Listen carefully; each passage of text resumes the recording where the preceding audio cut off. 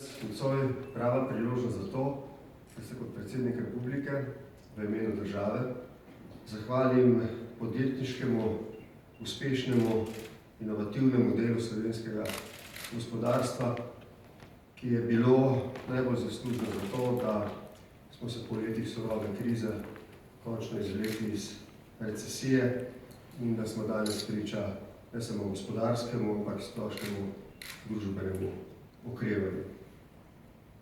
Jaz bi se izognil danes, ker imam malo časa, skušnjavi, da bi poskušal ugotoviti, koliko je pri tem zaslužna politika vsakokratne vlade, tako pred, med in po krizi, zato da bi bilo lažje ali težje.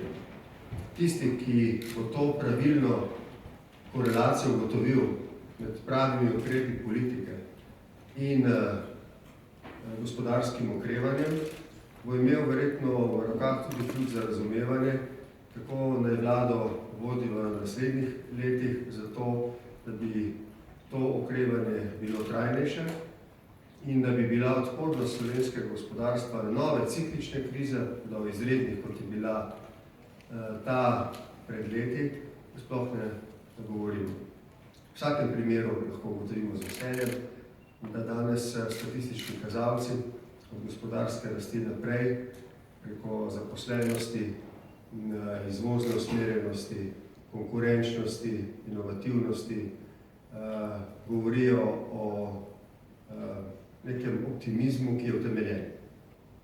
Ne brez skrbi, ker tokrat za razliko od domačih razmer, ki seveda niso popolne, govorimo o poslovnem okolju, o celi vrsti praks, ki vas gotovo ne navdušujejo, ni toliko odločilno za vaše poslovne ambicije, kot je mednarodno okolje, naše neposredno in seveda svetovno.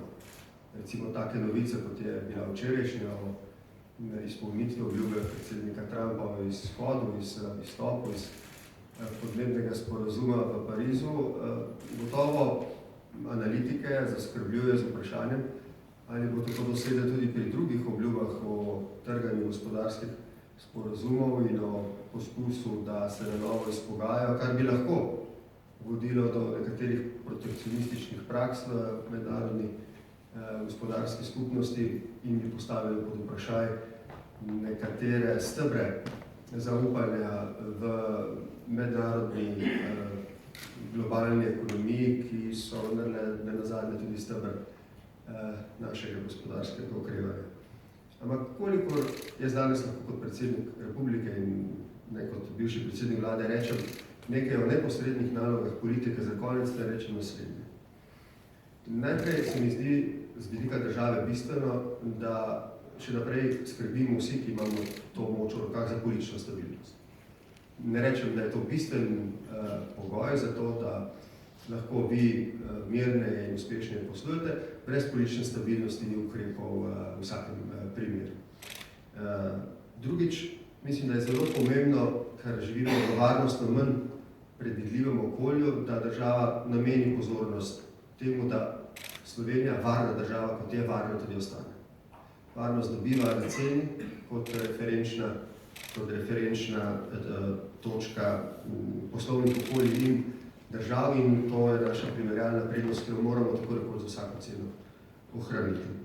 Ko govorimo o varnosti, govorimo o mirnem reševanju sporov, Slovenija mora biti sposobna, da še tako težka vprašanja, pa jih niti ni toliko zelo, razen enega zelo pomembnega, ki ga mora rešiti tako, da to ne bo povzročalo pri vas, niti ne pri politiki pretiranih stresov in da bomo lahko mirno, razumno, pametno uveljavili odločitve, ki so pomembne za ohranitev tega neposrednega varnostnega okolja. Potem govorim, tukaj mislim na odnose s Hrvaško, na upanje na to, da bomo v tistih 6 mesecih, ko določa 7. točka arbitražne pogodbe, implementirali mirno, strpno, na pameten način odločitev sodišča, ki je potrebno spoštovati, ker je nazadnje za spoštovanje mednarodne pogodbe, ki je z registracijo OZN veljavna. Naša naloga tudi je, kot države, ki ima avtoriteto v regiji, da na nek svoj način krepi ugled tudi s tem, da pomaga drugim, ki morda take, recimo temu, da zdaj pretiravam, sreče v nekem razvoju po razhodu bivše Jugoslavije niso imele.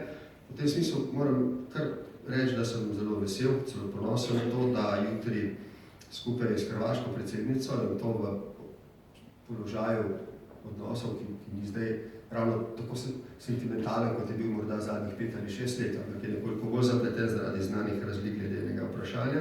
Skupaj gostiva predsednike 7 držav, Franka-Walterja Steinmeierja, predsednika Zvezne republike Nemčije kot našega gosta, in predsednike držav Zahodnega Balkana, vse od Bosne in Hercegovine do Makedonije in Albanije. Tudi to se mi zdi, da so neki impulzi, znaki z politike, iz političnega zornega kota v Sloveniji, zato da si Slovenija pridobiva nazaj ugled, ki smo ga mogoče v 90-ih letih imeli in si ga, se mi zdi, tudi zaslužili. Vsem, ki ste letos ali sicer beležili uspeh v vašem poslovanju zaradi vrste razlogov, želim še naprej tako uspešno delo. Danes je bil pri meni Franz Ode, ne kardinal, ampak človek, ki je v Hewlett Packardu sestavljal ekipo 4 inženirjev, ki so razvili ta business computer. In zdelo se mi je absolutno fascinantno poslušati njegove zgodbe o tem, kako je to njemu v marsičem uspelo, kako je uspelo njegove ekipi, o njegovem sodelovanju s Stevom Jobsom in drugimi. Skratka, Slovenci imamo pamet, imamo znanje, imamo izkušnje, imamo ljudi, ki nam to dokazujejo doma, po svetu. Tudi tukaj je vrsta navdihujočih ljudi, ki jih je čast spoznati skozi moje obiske po Sloveniji, ki delate neverjetne zgodbe. Vsi smo zelo ponosni na vas in danes je pravi trenutek, da so nas priznali.